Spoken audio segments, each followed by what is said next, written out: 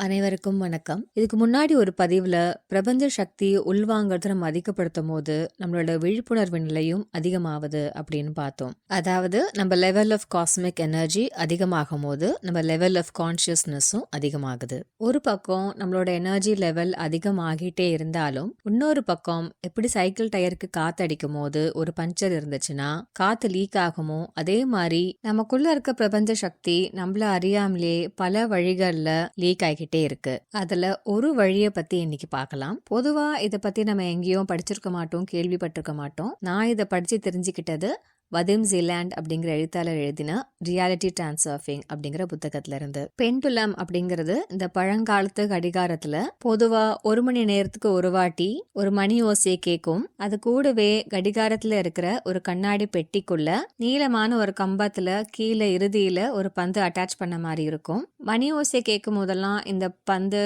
இடது பக்கமும் வலது பக்கமும் மாறி மாறி போயிட்டு வரும். கொஞ்ச நேரத்துல அதோட ஆற்றல் குறைஞ்ச உடனே தானாவே நின்னுடும். தமிழ்ல இதுக்கு லோலகம் அப்படின்னு படிச்சேன். இப்பதான் நம்ம பொதுவா லோல் போடுறோம், லோல் அடிக்கிறது அப்படின்ற சொல் வழக்கு இதுல இருந்து வந்திருக்க கூடும். இப்ப இந்த பதிவுல பெண்டுலம்ஸ் அப்படிங்கிறது என்ன குறிக்குதுன்னா, உதாரணத்துக்கு புதுசா ஒரு அரசியல் கட்சி ஆரம்பிச்சிருக்காங்க. புதுசா இருக்கே அப்படின்னு சுவாரஸ்யமா நீங்க அதை பத்தி படிக்க ஆரம்பிக்கிறீங்க. நியூஸ் பேப்பர்ல படிக்கிறீங்க, இல்ல யூடியூப்ல வீடியோ பாக்குறீங்க. அதை பத்தி நிறைய படிக்க அந்த அரசியல் கட்சியோட கொள்கையில நீங்க ஈர்க்கப்படுறீங்க.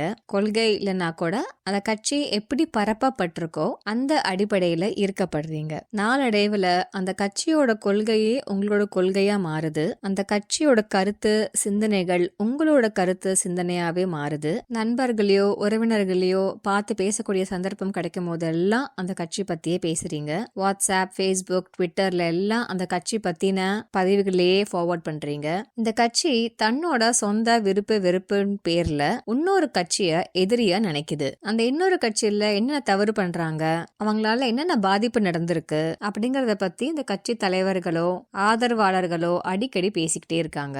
இதை கேட்டு கேட்டு உங்களுக்கும் அந்த இன்னொரு கட்சி மேல வெறுப்பு வர ஆரம்பிக்குது. இந்த கட்சி எதை தவறு, எதை பிழை, எதை பாதிப்புன்னு நினைக்குதோ நீங்களும் அதே மாதிரி சிந்திக்க ஆரம்பிக்கிறீங்க. மனதளவுல இது எங்க கொண்டு போய் விடுது அப்படின்னா, அடிக்கடி உங்களோட பின்னணி பேக்ரவுண்ட்ல உங்க மனம் என்ன சிந்திக்குதோ அதுல முக்கியமான ஒரு பங்கா இந்த கட்சி பத்தின சிந்தனைகள் அமையுது. இதுல பெண்டுலம் அப்படிங்கிறது அந்த கட்சியை குறிக்குது. இந்த நிலைக்கு நீங்க வந்ததுக்கு அப்புறமா ஒவ்வொரு வாட்டி நீங்க அந்த கட்சியை பத்தி பேசும் போதோ நினைக்கும் போதோ தகவல் பரப்பும் போதோ அந்த பெண்டுலமுக்கு சக்தி கூடுது. அந்த பெண்டுலம் 2 பக்கமும் வேகமா ஆட ஆரம்பிக்குது. இப்படி நிறைய பேரு அந்த பெண்டுலம் நினைக்கும் போதோ பேசும்போது பெண்டுலமுக்கு அதிக அளவுல சக்தி கிடைச்சி இன்னும் ரொம்ப வேகமா ஆட ஆரம்பிக்குது. ஆனா இதுல உங்களுக்கு என்ன நடக்குது அப்படின்னா, உங்களோட சக்தி அளவு அங்க குறையுது. எப்படி சைக்கிள் டயர்ல ஒரு பஞ்சர் இருந்தா அங்க காத்து லீக் ஆகுதோ அந்த மாதிரி உங்களுக்குள்ள இருக்க பிரபஞ்ச சக்தி உங்ககிட்ட இருந்து லீக் ஆகி அந்த பெண்டுலமுக்கு ஆற்றல் கொடுக்குது. சரி, அப்படின்னா உலகத்துல யாருமே அரசியல் பத்தியோ அரசியல் கட்சிகள் பத்தியோ பேசக்கூடாதா, நினைக்க கூடாதா? இந்த இடத்த முக்கியமா கவனிங்க. இந்த கட்சி புதுசா தொடங்கினப்ப ஒரு சுவாரஸ்யம் பேர்ல அந்த கட்சியை பத்தி நீங்க தெரிஞ்சுக்க ஆரம்பிச்சீங்க. அந்த நிலையில உங்களோட எனர்ஜி லீக் ஆகாது. ஆனா ஒரு கட்டத்துல இந்த கட்சியோட தீவிர ஆதரவாளர் ஆகுறீங்க. இந்த நிலையில உங்களை அறியாமலே அந்த கட்சி நினைக்கிறது சொல்றது எல்லாமே உங்களோடதான் ஆகுது. அந்த அரசியல் கட்சி சொல்றது எல்லாமே உங்களுக்கு சரின்னு தோணுது, நியாயம்னு தோணுது. அந்த கட்சிக்கு சரியில்லாத எல்லாமே உங்களுக்கும் சரியில்லை, தவறு அப்படின்னு தோணுது. அதாவது இங்க உங்களோட சிந்தனைகளோட சேர்த்து அதுல உணர்ச்சி கலக்க ஆரம்பிக்குது. ஒவ்வொரு வாட்டி நீங்க அந்த கட்சியை பத்தி பேசுறப்ப சிந்திக்கிறப்ப உங்களை அறியாமலே நீங்க உணர்ச்சி வசப்படுறீங்க. இந்த நிலையில இருந்துதான் நீங்க சக்தியை இழக்கிறீங்க. மத்தபடி ஒரு அரசியல் கட்சியோட கொள்கையை பத்தி தெரிஞ்சுக்கிறதோ இல்ல அதுக்கு ஆதரிக்கிறதோ இல்ல ஓட்டு போடுறதோ பொதுமக்களுடைய உரிமை, கடமை. ஆனா அந்த கட்சியை உங்களோடது மாதிரி நீங்க சொந்தம் கொண்டாடி அளவுக்கு அதிகமா அதன் பேர்ல நீங்க ஈர்க்கப்படும் பொழுது உங்களோட சக்தியில ஒரு பங்கு அதுக்கு கொடுத்து அதை ஆட வைக்கிறீங்க. இதுல வேடிக்கையான விஷயம் ஒண்ணு என்ன அப்படின்னா, நீங்க ஆதரிக்கிற இந்த அரசியல் கட்சிக்கு பிடிக்காத அந்த எதிர்கட்சி இருக்கு இல்லையா, அதாவது இப்ப உங்களுக்கும் பிடிக்காத அந்த கட்சி இருக்கு இல்லையா, அந்த கட்சியை பத்தி நீங்க பேசும்போதும் சிந்திக்கும் போதும் உங்களோட சக்தியை அந்த கட்சிக்கு இழக்கிறீர்கள். உங்க ஆற்றலை அந்த கட்சி பெறுகிறது. அதாவது நம்மளோட விருப்பத்துக்கும் சரி வெறுப்புக்கும் சரி அதிக முக்கியத்துவம் கொடுக்கும்போது நம்ம சக்தியை இழக்கிறோம். இந்த கட்சி கண்டிப்பா ஆட்சிக்கு வரவே கூடாது அப்படின்னு நினைச்ச பல பேரோட ஆற்றல்னால தான் அந்த கட்சி ஆட்சிக்கு வருதுன்னு கூட சொல்லலாம். எல்லாருக்குமே எளிமையா புரியணும் அப்படிங்கிறதுக்காக அரசியல் கட்சி அப்படிங்கிற உதாரணத்தோடு ஆரம்பிச்சோம். இது ஒரு சின்ன உதாரணம் மட்டும்தான். இந்த மாதிரி பல பெண்டுலம்ஸ் நம்ம கிட்ட இருந்து சக்தியை இழுத்து தான் ஆடிக்கிட்டே இருக்கு. இந்த இடத்துல சந்திரமுகி படம் ஞாபகத்துக்கு வருது. எப்படி ஜோதிகா கேரக்டர் தன்னையே சந்திரமுகியா நினைச்சு அந்த சந்திரமுகி என்ன செய்யணும்னு நினைச்சாங்களோ அதை இவங்களுக்கு செய்யணும்னு தோணுச்சோ, அதே மாதிரிதான் நம்மள அறியாமலே பல பெண்டுலத்தை நம்முள்ள வாங்கிக்கிட்டு நம்மளோட வாழ்க்கையில இணைச்சிக்கிட்டு நமக்குன்னு இருக்க ஒரு தனி குறிக்கோள், ஒரு சுய தேடுதல், இதை மறைச்சிக்கிட்டு கண்மூடித்தனமா நம்ம வாழ்ந்துட்டு இருக்கோம். தினசரி வாழ்க்கையில இருந்து நிறைய உதாரணங்களை பார்க்கலாம். அரசியல் கட்சியில ஆரம்பிச்சதுனால அதே மாதிரியான அமைப்புகளை பார்க்கலாம். மதம், எல்லா மதங்களுமே கடவுளை அடையணும்னு சொல்லுது. அதனால மதங்கள் பேர்ல தவறு கிடையாது. ஆஸ் சச் மதம் அப்படிங்கிறது ஒரு பெண்டுலம் கிடையாது. ஒரு மதத்தின் அடிப்படையில கடவுளை எப்படி அடையணும் அப்படிங்கிற ஒரே நோக்கம் மட்டும் உடைய ஒரு அமைப்பு ஆக்கப்பூர்வமான பெண்டுலம். அதாவது நம்ம சக்தி நிலையை உயர்த்தக்கூடிய பெண்டுலம். இந்த மாதிரி ஒரு அமைப்பை பத்தி பேசும்போது, அதாவது இந்த அமைப்பு கடவுளை பத்தி இந்த மாதிரி கருத்து சொல்லுது, இந்த மாதிரி பயிற்சிகள் பண்ணா நம்ம முன்னேறி செல்லலாம் ஆன்மீக பாதையில அப்படிங்கறத பத்தி நம்ம பேசுறப்பையோ சிந்திக்கிறப்பையோ நம்மளோட சக்தி நிலை கூடுது. இதே மதத்தின் அடிப்படையில வேற ஒரு அமைப்பை பார்க்கலாம். இந்த அமைப்போட நோக்கம் கருத்து என்ன அப்படின்னா, என் மதம் இது, என் மதம் இதையெல்லாம் சொல்லுது, ஆனா உன் மதம் வேற ஒண்ணு சொல்லுது, உன் மதத்தோட கருத்து சரி கிடையாது, என் மதம் சொல்ற கொள்கைகளும் பயிற்சிகளும் மட்டும்தான் சரி. இந்த மாதிரியான ஒரு அமைப்பு மதத்தை தன் நோக்கமாக வச்சிருக்கே தவிர அந்த மதத்தோட உண்மையான நோக்கமான கடவுளை சென்றடைய வேண்டும் அப்படிங்கிறது இந்த அமைப்போட நோக்கம் கிடையாது. இது அழிவை தரக்கூடிய பெண்டுலம். ஒரு அழிவை தரக்கூடிய பெண்டுலம் கிட்டதான் நம்மளோட சக்தியை நம்ம இழக்க முடியும். அந்த மாதிரியான ஒரு அமைப்புல நீங்க ஈர்க்கப்பட்டு அந்த அமைப்பு சொல்றது சரி, என் மதம் தான் உயர்ந்தது சிறந்தது, அதை நினைச்சு நீங்க பெருமை அடைவது, இதன் பேர்ல இன்னொரு மதத்தை வெறுக்கிறது, இந்த மாதிரி சிந்தனைகளை உங்களுக்கு ஊட்டி அந்த அமைப்பு உங்களோட சக்தியை தான் எடுத்துட்டு தன்னோட ஆற்றலா மாத்திக்குது.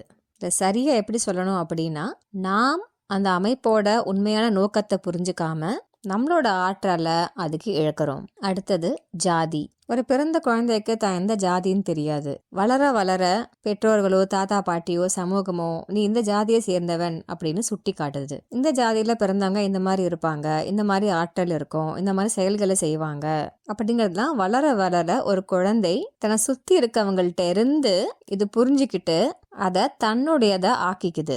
நான் இந்த ஜாதி, என் நண்பன் வேற ஒரு ஜாதி, நான் இந்த ஜாதியில பிறந்ததுனால என் நண்பன் கிட்ட நான் இந்த அளவுக்கு தான் பழக முடியும், இல்லைன்னா ஒரு குறிப்பிட்ட ஜாதிக்காரங்க எந்த மாதிரி பட்டவங்க, அவங்களால எனக்கு ஆபத்து வரலாம், இல்லைன்னா தவறான பழக்க வழக்கங்கள் வரலாம், அதனால அவங்கள வெறுக்கி ஒதுக்கிடணும். இந்த மாதிரி விஷயங்கள்லாம் ஒரு பிள்ளை எங்க இருந்து கத்துக்குது? இதெல்லாம் அதோட சொந்த கருத்து கிடையாது. ஜாதிக்குன்னு ஏதாவது அமைப்புகள் இருந்துச்சுன்னா அந்த அமைப்புகள் இந்த மாதிரியான ஒரு பெண்டுலமா ஆகலாம். இப்படியே மொழி, இனம், தேசம் இதன் அடிப்படையில் உருவாக்கப்பட்ட அமைப்புகள் பெண்டுலமாக இருக்கலாம். உதாரணத்துக்கு தமிழ் சிறந்தது அப்படின்னு சொல்ற ஒரு அமைப்புக்கும் தமிழ் மட்டும்தான் சிறந்தது அப்படின்னு சொல்ற ஒரு அமைப்புக்கும் வித்தியாசம் இருக்கு. தமிழ் சிறந்தது அப்படிங்கறத கேட்கும் போதோ படிக்கும் போதோ தமிழோட சிறப்பை நினைச்சு நம்ம ஒண்டிடுறோம், ஐக்கியமாயிடுறோம். இதுல தமிழ் ஆகிய அந்த ஆக்கப்பூர்வமான பெண்டுலம் நம்ம மனதோட கலந்து சக்தியை உயர்த்துது. தமிழ் மட்டும்தான் சிறந்தது அப்படின்னு நம்ம கேட்கும் போதும் படிக்கும் போதும்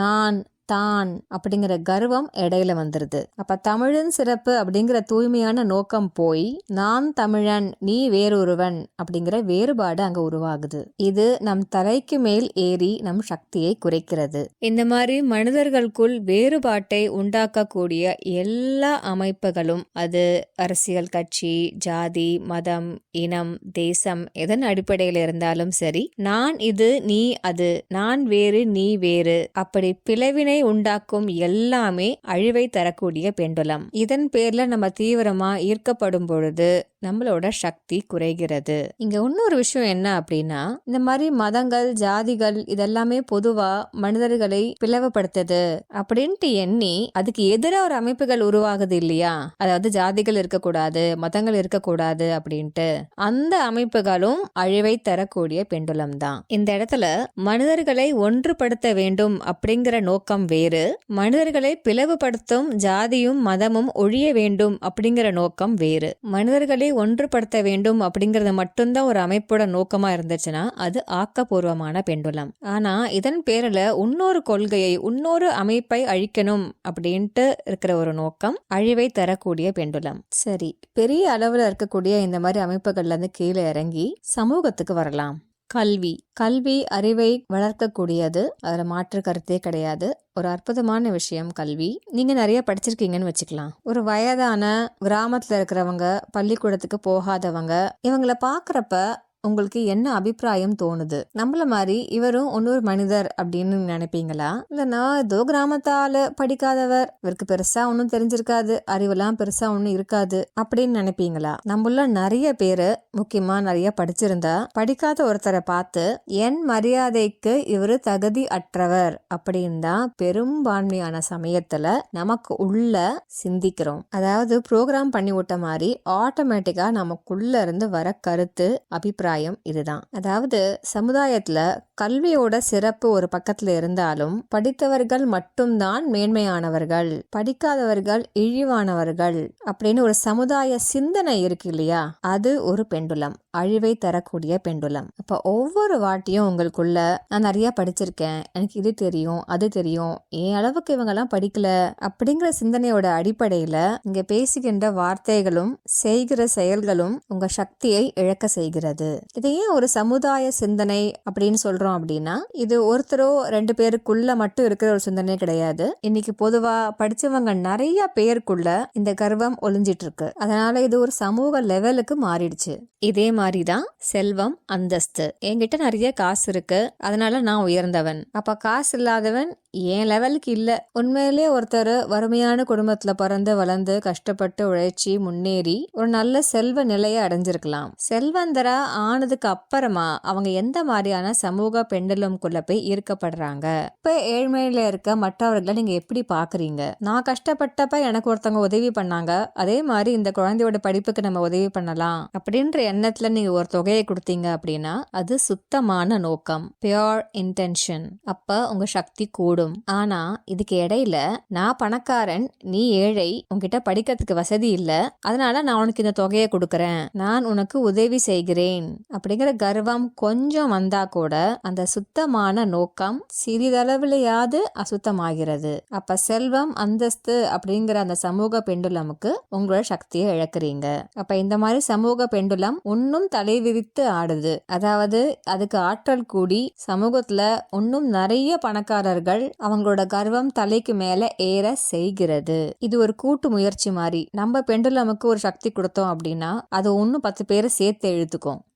ஆண் பெண். நான் ஆண், பெண்களையும் சமூகத்தையும் பாதுகாப்பவன் அப்படிங்கிற எண்ணத்துல இருந்து, ஒரு நோக்கத்துல இருந்து நீங்க சொல்ற வார்த்தைகளும் செய்யற செயல்களும் உங்களை உயர்த்தும். நான் ஆம்பளை தெரியுமா, நீ ஆஃப்டர் ஆல் ஒரு பொண்ணு அப்படிங்கிற எண்ணம் அழிவை உண்டாக்கக்கூடிய ஒரு சமூக பெண்டுலம். இந்த கண்ணோட்டத்துல இருந்து ஒரு செயலை செய்யும் போது நம்ம சக்தியை இழக்கிறோம். நான் ஒரு பெண், என் குடும்பத்தையும் என் குழந்தைகளையும் பராமரிக்கிறேன், பாதுகாக்கிறேன் அப்படின்ட்டு நீங்க நினைக்கும் போது உங்க சக்தி உயருது. நான் ஒரு பெண் நினைச்சா என்னெல்லாம் சாதிக்கலாம் தெரியுமா?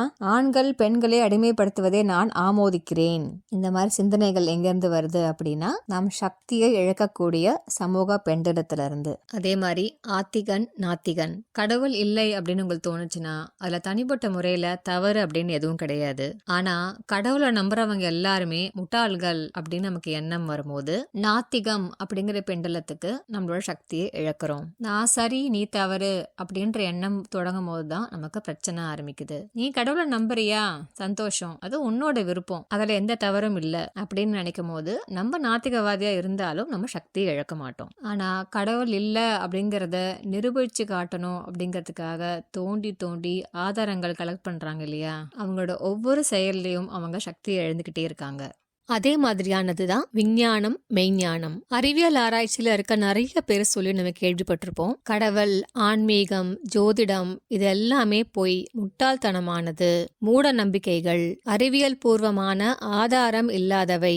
அறிவியல் அப்படிங்கிறது மனிதனோட மூளைய சிறந்த வழியில பயன்படுத்துறதுனால உருவான ஒன்றுதான். அதுல மாற்று கருத்தே கிடையாது. ஆனா அந்த மாதிரி சிறந்த நிலையை அடைந்த சில அறிவியல் ஆராய்ச்சியாளர்கள் அவங்களோட இந்த ரேஷனல் மைண்ட், அதாவது லாஜிக்கை தாண்டி வேற எதுவுமே இருக்க முடியாது அப்படிங்கிறது அவங்களோட சிந்தனை. இங்க அறிவியலோ விஞ்ஞானமோ பெண்டுலம் கிடையாது. ஆனா இந்த சிந்தனை ஒரு பெண்டுலம். எப்படி 50 வருஷத்துக்கு முன்னாடி ஒரு விஷயம் அறிவியலா அறிவிக்கப்படலையோ அதே மாதிரி இப்பல இருந்து 50 வருஷத்துக்கு அப்புறமா அறிவியல் ஆக போற ஒரு விஷயம் இன்னைக்கு அறிவியலாக இல்லாம இருக்கலாம். அறிவியல் வளர்ந்து வர ஒரு துறை. அறிவியல் ஒரு குழந்தை மாதிரி 300 வருஷத்துக்கு முன்னாடிதான் அது உருவாச்சு. ஆனா இந்த பூமியில மனிதர்கள் உருவாகி பல கோடி வருஷங்கள் ஆகுது. இப்ப இன்னைக்கு இருக்கக்கூடிய அறிவியலை தாண்டி எதுவுமே இருக்க முடியாது அப்படின்னு முற்றுப்புள்ளி வைக்கும் அறிவியல் சிந்தனையாளர்கள் ஆதாரத்தோடு கண்டுபிடிக்க முடியாத ஆன்மீக கருத்துக்கள், பயிற்சியின் பயன்கள், ஆன்மீகவாதிகளின் கருத்துக்கள் இதெல்லாத்தையும் எதிர்க்கும் போது அவங்க சிந்தனை ஒரு பெண்டுலம் ஆகுது. அறிவியலையும் ஆன்மீகத்தையும் பிரிக்கக்கூடிய ஒரு சிந்தனை இது. உண்மையிலே ஆன்மீகம் ஒரு மிக சிறந்த அறிவியல். அதே மாதிரி உணவு, ஆரோக்கியம் அடிப்படையில உருவான பெண்டுலம்கள் இன்னைக்கு ஏராளம். எதை சாப்பிடலாம், எதை சாப்பிடக்கூடாது, எது ஆரோக்கியம் இல்ல அப்படிங்கிற அடிப்படையில உருவான பல பெண்டுலம்குள்ள நம்மளாம் இன்னைக்கு சிக்கிட்டு இருக்கோம். இதை பத்தி விரிவா தனியா ஒரு பதிவுல பார்க்கலாம். ஆனா சுருக்கமா உங்க உணர்வை கவனிங்க. என்ன உணவு சாப்பிட்டா உங்களுக்குள்ள என்ன உணர்வு ஏற்படுது, என்ன உணர்ச்சிகளை தூண்டுது, உங்க சக்தி அளவு ஏறுதா குறையுதா, இதை கவனிச்சு பாருங்க. இதே மாதிரி நான் சிவப்பு நீ கருப்பு, நான் உயரம் நீ குட்டை, நான் ஒல்லி நீ குண்டு, இந்த மாதிரி சமூகம் ஏற்றுக்கொள்ளும் விஷயங்கள்ல சரின்னு எண்ணி அது பின்னாடி கண்மூடித்தனமா போவது, அந்த மாதிரியான சமூக பெண்டுலம்குள்ள போய் நம்ம சிக்கிக்கிறது. அடுத்தது அப்படியே குடும்பங்களுக்குள்ள வரலாம். நம்மளுடைய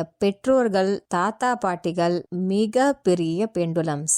சில அம்சங்கள்ல அவங்க ஆக்கப்பூர்வமான பெண்டுலமா இருக்கலாம், சில அம்சங்கள்ல அழிவை தரக்கூடிய பெண்டுலமா இருக்கலாம். ஒரு முழு மனிதனா வளர்ந்து ஒரு 30 வயசுக்கு மேல நம்மளோட கடந்த காலத்தை நம்ம திரும்பி பார்த்தோம் அப்படின்னா இதை நம்ம தெளிவா உணரலாம். ஒரு விஷயம் உங்க அம்மாவோட கருத்தா இருந்திருக்கலாம். அவங்களோட அனுபவத்தினாலோ இல்ல அவங்க அடைந்த ஒரு பாதிப்புனாலோ அவங்களுக்கு ஒரு விதமான ஒரு கருத்து இருந்திருக்கலாம். ஆனா அது உங்க வாழ்க்கையிலையும் பொருந்தியே ஆகணும் அப்படின்னா அவசியம் கிடையாது. ஆனா பொதுவா வளரும் போது நிறைய குழந்தைங்க இதை உணர மாட்டாங்க. சில வீட்டுல ஒரு அம்மா உங்க தாத்தா எப்படி, உங்க பாட்டி அப்படி, உங்க மாமா இந்த மாதிரி, உங்க அத்தை எப்படி, இல்ல அவங்க அப்பாவையே உங்க அப்பா எப்படி அப்படின்னு சொல்லி சொல்லி வளர்த்திருப்பாங்க அந்த குழந்தைகிட்ட. அதெல்லாம் அந்த அம்மாவோட மனநிலை, உணர்ச்சிகளை பொறுத்து அமைஞ்ச ஒரு விஷயம். ஆனா ஒரு சின்ன குழந்தைக்கு அதை புரிஞ்சுக்க முடியாது. அம்மா சொல்றதுதான் உண்மை அப்படின்னு ஏத்துக்கும். ஆனா இங்க அந்த அம்மா பேர்லயும் தவறு கிடையாது. அவங்களோட நியாயத்தை அவங்க குழந்தைகிட்ட பகிர்ந்துக்கிறாங்க. ஆனா இத உண்மை நம்பி அந்த குழந்தை, ஆமா எங்க அத்தை இப்படி, எனக்கு அவங்களை பிடிக்காது, என் பாட்டி இப்படி, அவங்க கிட்ட பேச மாட்டேன்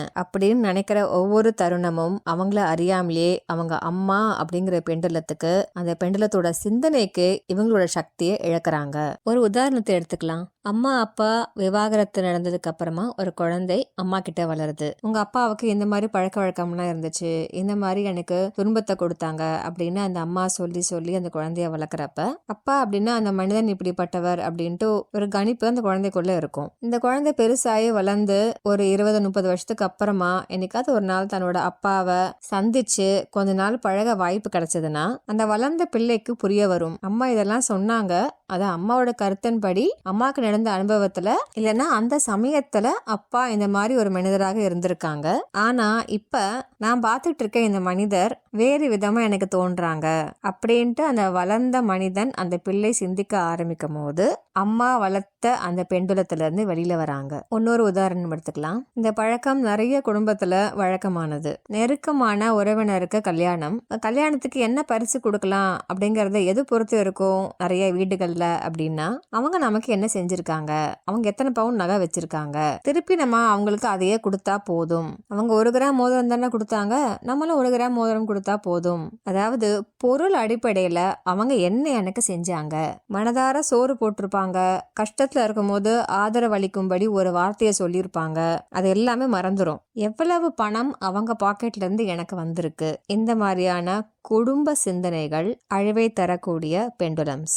இதை பார்த்துட்டு வளர்ற ஒரு பிள்ளை பெருசானதுக்கு அப்புறமா அந்த உறவினரோட பிள்ளைக்கு ஒரு கல்யாணம் வரும்போது அவங்க எனக்கு ஒன்றும் பெருசா செய்யல, பரவாயில்ல இருந்துட்டு போட்டுமே, எனக்கு மனசார இந்த பரிசு அவங்களுக்கு கொடுக்கணும்னு தோணுது, நான் கொடுக்குறேன். இப்படி அவங்க சிந்தனைகள் மாறி அந்த குடும்ப பெண்டுலத்திலிருந்து வெளியில வரும்போது அவங்க சக்தியை இழக்காம உயர்வடைகிறார்கள். அது மட்டும் இல்லாம அழிவை தரக்கூடிய அப்படிப்பட்ட குடும்ப பெண்டுலத்தை உடைத்தெரிக்கிறார்கள். அடுத்த தலைமுறைக்கு அது நுழைவதை தவிர்க்கிறார்கள். அடுத்தது பிரஸ்டீஜ், மரியாதை. நீ வீடு தேடி வந்து எனக்கு பத்திரிகை வைக்கல, எனக்கு பட்டு வேட்டி பட்டு சேலை வாங்கி கொடுத்து கல்யாணத்துக்கு கூப்பிடல, அப்படிப்பட்ட கல்யாணத்துக்கு நான் போக மாட்டேன். ஒரு வாரம் நம்ம ஊருக்கு வந்து பக்கத்துலேயே தங்கியிருக்காங்க, ஆனால் ஒரு வாரத்தை ஃபோன் பண்ணி நான் எப்படி இருக்கேன்னு விசாரிக்கல. இந்த மாதிரி தான் என்ற உணர்வுக்கு முக்கியத்துவம் கிடைக்காததுனால வெட்டி எறியப்பட்ட உறவுகள் எண்ணில் அடங்காதவை. இந்த மாதிரியான பிரஸ்டீஜ் பிரச்சனை அப்படிங்கிறது குடும்ப பெண்டுலம். இந்த குடும்பத்துல வர அடுத்த தலைமுறையான நீங்க இதே மாதிரி உங்க அப்பாவுக்கு பிடிக்காத உங்க சித்தப்பாவையும் பெரியப்பாவையும் பிடிக்காது உங்க குடும்பத்தை ஒதுக்கி வச்சீங்க அப்படின்னா ஒவ்வொரு வாட்டியும் அவங்கள பத்தி நினைக்கும் போதோ இல்ல அவங்கள ஒதுக்கி வைக்கணும் அப்படிங்கிற ஒரு செயலோ சிந்தனையோ வரும்போது உங்க சக்தியை இழக்கிறீங்க. எதுக்கு? உங்க அப்பாவோட அந்த பிரஸ்டீஜ் அப்படிங்கிற பெண்டுலத்துக்கு. அப்ப என்ன சொல்றீங்க? என்ன மதிக்காத எங்க அப்பாவை மதிக்காதவங்கள நான் ஏத்துக்கணுமா? நீங்க சக்தியை இழக்காம இருக்கணும் அந்த பெண்டுலத்துக்கு அப்படின்னா நீங்க அவங்களெல்லாம் ஏத்துக்கணும் அவசியம் கிடையாது. அந்த பெண்டுலம் என்ன நினைச்சது? அவங்கள வெறுக்கணும் ஒதுக்கணும்னு. அதுல இருந்து நீங்க வெளியில வரணும். இதை தாண்டி நீங்க அவங்க ஏத்துக்கிறது ஏத்துக்காததெல்லாம் வேற விஷயம். ஆனா இந்த பெண்டுலத்தோட சிந்தனையிலிருந்து கொள்கையிலிருந்து நீங்க வெளியில வந்தாலே போதும், உங்க சக்தியை அதுக்கு இழக்க மாட்டீங்க. இன்னைக்கு நம்ம பார்த்தோம் அப்படின்னா இப்ப வளர்ந்து வர தலைமுறை ஒரு 40-50 வருஷத்துக்கு முன்னாடி இருந்த இந்த மாதிரி நிறைய அழிவை தரும் பெண்டுலத்தை உடைச்சிக்கிட்டே வருது. 50 வருஷத்துக்கு முன்னாடி காதல் திருமணம் அப்படிங்கிறது என்னது, லவ் பண்ணி கல்யாணம் பண்ணிக்கிட்டாங்களா, ஜாதி விட்டு ஜாதி கல்யாணம் பண்ணிக்கிட்டாங்களா அப்படின்னு ஷாக்கா இருந்துச்சு. இன்னைக்கு அந்த நிலை எவ்வளவோ மாறிடுச்சு. இந்த மாதிரி சமுதாயத்திலும் சரி குடும்பங்களிலும் சரி நிறைய பெண்டுலங்கள் உடைக்கப்பட்டு மனிதர்களோட சக்தி அளவு கூடிக்கிட்டு தான் இருக்கு. மனிதர்களோட ஒட்டுமொத்த விழிப்புணர்வு நிலை அதிகமாயிட்டு தான் இருக்கு. அடுத்து தனி மனித பெண்டுலம்க்கு வரலாம். இவ்வளோத்தையும் பேசுற யோசிக்கிற நம்ம இன்னொரு விஷயத்த புரிஞ்சுக்கணும். நம்மளும் நம்ம சுத்தி இருக்கவங்களுக்கு ஒரு பெண்டுலமாக இருக்கலாம். நம்ம பெற்றோர்கள் எப்படி நமக்கு பெண்டுலமா இருந்தாங்களோ அதே மாதிரி பல விஷயத்துல நம்மளும் இப்ப நம்ம குழந்தைங்களுக்கு பெண்டுலமாக தான் இருக்கிறோம். நம்மளோட கண்ணோட்டத்துல அது நம்ம குழந்தைக்கு நல்லதுதான் கொடுக்கும் அப்படின்னு நம்ம நினைக்கிறோம். நம்ம சிந்திக்கிறது பேசுறது செய்யறது எல்லாமே நம்ம குழந்தையோட நன்மைக்காக அப்படின்ட்டு நம்மளே நினைச்சுக்கிறோம். இந்த இடத்துல பாகுபலி பார்ட் 1 ஞாபகத்துக்கு வருது. அந்த சிவோ கேரக்டர் ஒவ்வொரு வாட்டியும் இந்த அருவி மேலே ஏறி அது எங்கேருந்து விழுது அந்த இடத்துக்கு போகணும் அப்படின்னு அவங்களுக்கு தோணுது. ஆனா அவங்களோட அம்மா அது ஆபத்தானது, அங்க போகக்கூடாது தான் குழந்தை அப்படின்னு நினைச்சு இழுத்து கொண்டு வராங்க. அந்த பிள்ளையோட உண்மையான வாழ்க்கை குறிக்கோள் எங்க ஆரம்பிக்குது அப்படின்னா அந்த அருவியை தாண்டி மேல போய் அந்த மகிழ்மதிக்கு கால் எடுத்து வைக்கிறப்பதான். இது ஆபத்துன்னு அவங்க அம்மா சொல்றாங்க அப்படின்னு அந்த பிள்ளை நினைச்சு அவங்க அம்மாங்கிற பெண்டலத்துக்கு தன்னோட சக்தியை இழந்திருந்தா தன்னோட வாழ்க்கை குறிக்கோளை நோக்கி போயிருக்க முடியாது. இந்த இடத்துல அந்த அம்மா தன் பிள்ளைக்கு நல்லதுன்னு எண்ணிதான் அதை செய்யறாங்க. அவங்க தவறா எதுவும் சிந்திக்கல. ஆனாலும் அவங்கள அறியாமலே அவங்க ஒரு பெண்டுலமா ஆயிடுறாங்க. நம்மள அறியாமலே இப்படித்தான் நம்ம பிள்ளைகளுக்கும் நம்ம கணவன் மனைவி நம்மளோட அப்பா அம்மா நம்ம சுத்தி இருக்கவங்க நிறைய பேருக்கு நம்ம ஏதோ ஒரு விதத்துல பெண்டுலமா இருக்கலாம். எப்படி மத்த பெண்டுலம்ல இருந்து நம்ம வெளியில வர்றது முக்கியமோ அதே மாதிரி நம்ம மத்தவங்களுக்கு பெண்டுலமா இருக்கிறதுல இருந்தும் நம்ம வெளியில வரணும். எல்லாரும் புரிஞ்சுக்கணும் அப்படிங்கிறதுக்காக இதெல்லாம் சின்ன சின்ன உதாரணங்கள் மட்டும்தான். இந்த மாதிரி பல நூறு கணக்கான பெண்டுலம்ஸ் நம்ம சமூகத்திலையும் குடும்பத்திலையும் இருந்துகிட்டே தான் இருக்கு. இங்க பெண்டுலம் அப்படிங்கிறது ஒரு எனர்ஜி லெவல்ல இருக்கக்கூடிய ஒரு விஷயம். அது ஒரு அமைப்பு, ஒரு பொருள், ஒரு நபர் கிடையாது. இந்த நபரோ இந்த அமைப்போ வெளிப்படுத்தக்கூடிய உணர்வு என்ன, எந்த மாதிரியான உணர்வை பரப்புறாங்க, இவங்களோட சிந்தனையோட தாக்கம் மற்றவங்க கிட்ட என்ன தோண்டுது, அவங்க சக்தியை குறைக்குதா ஏத்துதா அதனால இந்த பெண்டுலம் அப்படிங்கிறது ஒரு எனர்ஜி, ஒரு சக்தி வடிவம். உங்க அப்பாவோட கருத்து ஒன்று பெண்டுலமா உங்களுக்கு தோணுது அப்படின்னா உடனே உங்க அப்பாவையே வெறுத்து ஒதுக்காதீங்க. அவங்க கிட்ட இருந்து உருவான ஒரு சின்ன கருத்து, ஒரு சிந்தனை மட்டும்தான் பெண்டுலம். இது அவங்கள அறியாமலே அவங்களுக்குள்ள இருந்து பிறந்த உருவான ஒரு விஷயம். அவங்களோட முன்னோர்களும் இதுக்கு ஒரு காரணமா இருந்திருக்கலாம். இதை புரிஞ்சுக்காம உங்க அப்பா தான் பெண்டுலம் அப்படிங்கிறப்ப நீங்க மறுபடியும் இன்னொரு பெண்டுலத்தை உருவாக்குறீங்க. பெண்டுலங்களோட தாக்கத்திலிருந்து வெளியே வர்றதுனால என்ன பயன்? நம்ம உள்வாங்கும் பிரபஞ்ச சக்தி அதிகமாவது. எப்படின்னா நம்ம கிட்ட இருக்க சக்தியை இழக்காம நம்ம பாதுகாக்கிறோம். சக்தி அதிகமாகும் போது நம்ம விழிப்புணர்வு நிலையும் அதிகமாகுது. முக்கியமா இது எதுக்கு வாய்ப்பு கொடுக்குது அப்படின்னா, நம்ம இப்ப இருக்க லைஃப் லைன்ல இருந்து இதை விட சிறப்பான ஒரு லைஃப் லைன், சிறப்பான அப்படின்னா இதை விட கடவுளுக்கு நெருக்கமான ஒரு பாதை, அப்படி ஒரு லைஃப் லைனுக்கு நம்ம மாறத்துக்கு வாய்ப்பு வரலாம். இது எல்லாமே ஒன்னோடு ஒன்று தொடர்புடையது. ஒரு இடத்துல மாற்றம் நடக்கும் போது அது நம்ம வாழ்க்கையோட பல அம்சங்கள்ல பிரதிபலிக்கும். ஒரு பெண்டுலம் ஆக்கப்பூர்வமானதா இல்லைன்னா அழிவை கொடுக்கக்கூடியதா அப்படிங்கறத எப்படி கண்டுபிடிக்கிறது? முன்னாடியே சொன்ன மாதிரி மனிதர்களை பிளவுபடுத்தும் எல்லா பெண்டுலங்களும் அழிவை தரக்கூடிய பெண்டுலம். அதை நோக்கி நம்ம சிந்தனைகள் செல்லும் போது நம்ம சக்தியை இழக்கிறோம். அது சர்வதேச அளவுல 2 நாட்களை பிரிக்கக்கூடிய போரா இருந்தாலும் சரி, குடும்பத்துக்குள்ள உறவினர்களை பிரிக்கக்கூடிய சிந்தனையா இருந்தாலும் சரி, நீ வேறு நான் வேறு அப்படிங்கிற சிந்தனையை கொடுக்கக்கூடிய எல்லா விஷயங்களுமே அழிவை தரக்கூடிய பெண்டுலம்.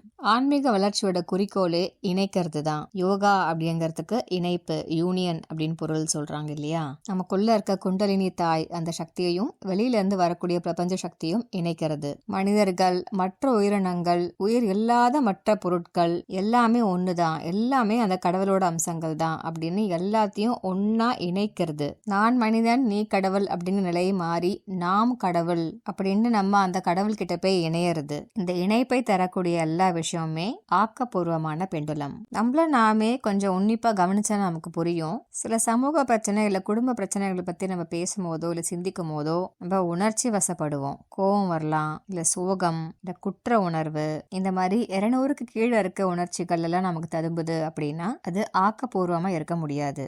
நம்ம சக்தியை இழந்தது போல ஒரு உணர்வு இருக்கும். திடீர்னு பசியை எடுத்து நிறைய சாப்பிடணும் போல தோணும். இதெல்லாம் எதனோட அறிகுறி அப்படின்னா சக்தியை இழந்தமைக்கு அறிகுறி. இந்த அமைப்போட இல்லை இந்த பெண்டுலமோட உள்நோக்கம் என்ன அப்படின்னு நம்ம தெளிவா உட்காந்து சிந்திச்சு பார்த்தோம்னா நமக்கு புரிய வரும். சரி, பெண்டுலத்துல இருந்து எப்படி வெளியில வர்றது?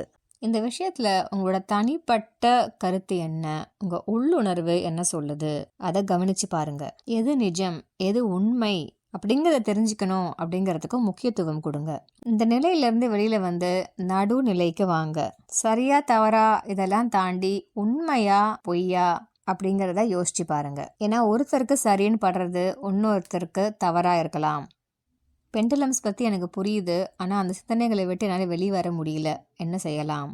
உதாரணத்துக்கு அரசியல் கட்சிகள் பற்றி தீவிரமாக யோசிக்கிறீங்க அப்படின்னா நியூஸ் பார்க்காதீங்க, நியூஸ் பேப்பர் படிக்காதீங்க. இதென்ன முட்டாள்தனமா இருக்கு, அப்போ உலக நடப்புகளை எப்படி தெரிஞ்சுப்போம் அப்படின்னு கேட்கலாம். இதை முயற்சி பண்ணி பாருங்க, இதுக்கான பதில் உங்களுக்கே புரியும். எங்க வீட்டில் 10 வருஷமா டிவி கிடையாது, 5 வருஷமா நியூஸ் பேப்பர் கிடையாது. இதோட மிகப்பெரிய பயன் என்ன அப்படின்னா நம்ம மனசுக்கு தேவையில்லாத இன்புட்ஸ் உள்வாங்கிறத தவிர்க்கலாம். அப்ப டிவி, நியூஸ் பேப்பர் இதெல்லாம் பெண்டுலமா அப்படின்னு கேட்டா இல்ல. டிவியில ஒளிபரப்பப்படும் நிகழ்ச்சிக்கு பின்னணியில இருக்கிற ஊடகங்களோட நோக்கம் என்ன, விளம்பரங்களோட நோக்கம் என்ன, நாடகங்களோட நோக்கம் என்ன, அதெல்லாம் தான் இங்க பெண்டுலம்ஸ். ஒரு செய்தியோ விளம்பரமோ நாடகமோ அது பார்க்கும் போதும் சரி, பார்த்து முடிச்சதுக்கு அப்புறமாவும் சரி, உங்களோட உணர்ச்சி நிலை எப்படி இருக்கு?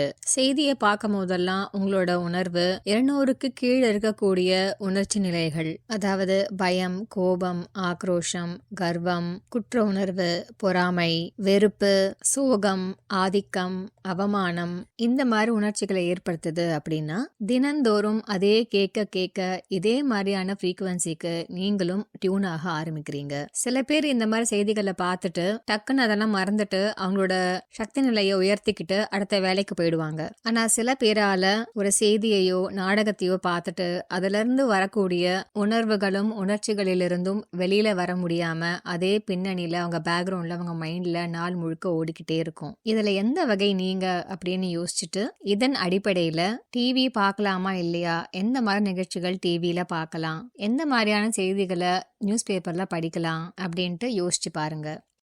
உங்களை உணர்ச்சி வசப்படுத்தி உங்கள் ரத்தத்தை கொதிக்க வைக்க செய்து இல்லையா, அந்த மாதிரி தகவல்களில் படிக்கிறத, பார்க்கறத, கேட்கறத தவிர்த்திடுங்க. அந்த மாதிரி யூடியூப் சேனல்ஸை அன்சப்ஸ்கிரைப் பண்ணுங்க. உங்கள் வாட்ச் ஹிஸ்ட்ரிக்கு போயிட்டு தேவையில்லாத செய்திகள்லாம் டெலீட் பண்ணுங்க. அதையும் தாண்டி நம்ம மனசில் சிந்திச்சுட்டே இருக்கோம் அந்த பெண்டலமோட கொள்கையை பற்றின்னு வச்சுக்கோங்க.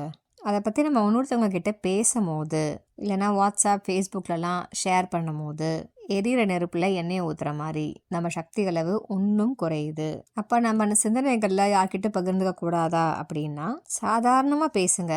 உணர்ச்சி வசப்பட்டு உங்கள் சக்தியை இழக்கிற அளவுக்கு அந்த நிலைக்கு போகாதீங்க. நம்ம நினைக்கிறதுல, நம்ம பேசுறதுல நியாயம் இருக்கு அப்படிங்கிறதுனால தான் நம்ம பொதுவாக இந்த பெண்டுலம் ஆதரிக்கிறோம். ஆனால் உண்மையிலேயே இந்த பெண்டுலத்தால் நம்மளோட சக்தியை நம்ம இழக்கிறோம் அப்படிங்கிற உண்மை நமக்கு புரிய வரும்போது இயல்பாகவே நம்ம அந்த வலைக்குள்ள இருந்து வெளியே வர ஆரம்பிப்போம். முக்கியமாக பயம், வெறுப்பு இதெல்லாம் தூண்டக்கூடிய செய்திகள், தகவல்களை தயவு செஞ்சு ஃபார்வர்ட் பண்ணாதீங்க. பயம் தரக்கூடிய செய்திகளை ஃபார்வர்ட் பண்ணும்போது நம்ம என்ன நினைக்கிறோம் பொதுவாக அப்படின்னா, இது மற்றவங்களும் தெரிஞ்சுக்கிட்டு அவங்களுக்குள்ள ஒரு அவேர்னஸ், ஒரு விழிப்புணர்வை நம்ம ஏற்படுத்துகிறோம் அப்படின்னு நம்ம நினைக்கிறோம். ஆனால் உண்மையிலே நம்ம எதை பரப்புகிறோம் அப்படின்னா, பயம் அப்படிங்கிற அந்த உணர்வு, அந்த எனர்ஜி நம்மக்கிட்ட இருந்து கிளம்பி அந்த ஃபார்வர்டை யாரெல்லாம் பார்க்குறாங்களோ, படிக்கிறாங்களோ அவங்களுக்கும் அதே பயம், அந்த எனர்ஜியை நம்ம விதைக்கிறோம். தயவு செஞ்சு அதை பண்ணாதீங்க. இதே மாதிரி தான் வெறுப்புன்ற உணர்வும் நிறைய பேர் நம்மளை அறியாமலே ஃபார்வர்ட் பண்ணிக்கிட்டே இருக்கோம். அவங்க நமக்கு இதை செஞ்சாங்க, அதனால திருப்பி நம்ம அவங்கள பழிவாங்கணும். இப்படி ஒவ்வொரு செய்தியிலையும் தகவல்லையும் ஒரு எனர்ஜி புதந்தி இருக்கும். அது எப்படிப்பட்ட எனர்ஜின்னு புரிஞ்சுக்கோங்க. ஆக்கப்பூர்வமா இல்லாத ஒண்ணு அப்படின்னா அதை டெலீட் பண்ணுங்க. உங்க போன்ல கூட வச்சிருக்காதீங்க. நீங்க ஃபார்வர்ட் பண்ற அந்த மெசேஜ் மனிதர்களை ஒன்றுபடுத்துதான் யோசிங்க. அமைதியை நிலைநாட்டுதான் பாருங்க. ஆனந்தம் அளிக்கக்கூடிய விஷயமான்னு பாருங்க. ஆனந்தம் அப்படின்னா உங்களோட கர்வத்துக்கு சந்தோஷத்தை கொடுக்கற ஒரு பொருள் கிடையாது. மனித குலத்துக்கு ஆனந்தம் தரக்கூடியதா அப்படின்னு யோசிங்க. நல்ல வழிக்கு உந்துதல் கொடுக்குதா, மோட்டிவேட் பண்ணுதா மக்களை, அந்த மாதிரி எனர்ஜி மட்டும்தான் உலகத்துக்கு தேவை. உங்ககிட்ட இருந்து பிறக்கிற அந்த எனர்ஜி, அதாவது நீங்க ஃபார்வர்ட் பண்ற ஒரு மெசேஜ்ல ஆக்கப்பூர்வமான உணர்வு, எனர்ஜி இருக்கட்டும். ஏன்னா நீங்க என்ன அனுப்புறீங்களோ ஒரு நாள் அதே தான் உங்களுக்கு திரும்ப வரும். மக்கள் ஒவ்வொருத்தரா இந்த மாதிரி அழிவை தரக்கூடிய பெண்டலத்துக்கு அவங்களோட சக்தியை இழக்காம இருக்கும் போது அந்த பெண்டலத்தோட ஆற்றல் குறைஞ்சி அது தானாவே நின்றுடும். இந்த பெண்டலம்ஸ்லாம் எந்த மாதிரியானது அப்படின்னா, சூரிய ஒளியை நமக்கு கிடைக்காம மறைக்கக்கூடிய அந்த மேக கூட்டங்கள் மாதிரி. இந்த மாதிரி ஒவ்வொரு பெண்டுலம்ஸை விட்டு நம்ம வெளியில வர வர அந்த மேக கூட்டங்கள்லாம் நம்ம கலைக்கிற மாதிரி. மற்றவர்களோட கருத்துக்கள், நம்பிக்கைகள் நம்ம மேல எந்த அளவுக்கு திணிக்கப்பட்டிருக்கு அப்படிங்கறத உணர்ந்துட்டு ஒவ்வொரு பெண்டுலத்துல இருந்து நம்ம வெளியில வர வர உண்மையிலேயே நான் யார் அப்படிங்கிற பயணத்தை நோக்கி நம்ம செல்ல ஆரம்பிக்கிறோம். இணைப்பு, இந்த ஒரு வார்த்தையை எப்போதுமே ஞாபகத்துல வச்சுக்கோங்க. அந்த உணர்வை அடிக்கடி உங்கள் மனசுக்குள்ள கொண்டு வாங்க. தொடர்ந்து பேசலாம். இயற்கையை தேடி நம்ம ஒவ்வொருத்தரோட பயணங்களும் இனிதாக அமையட்டும். வாழ்த்துக்கள். நன்றி. வணக்கம்.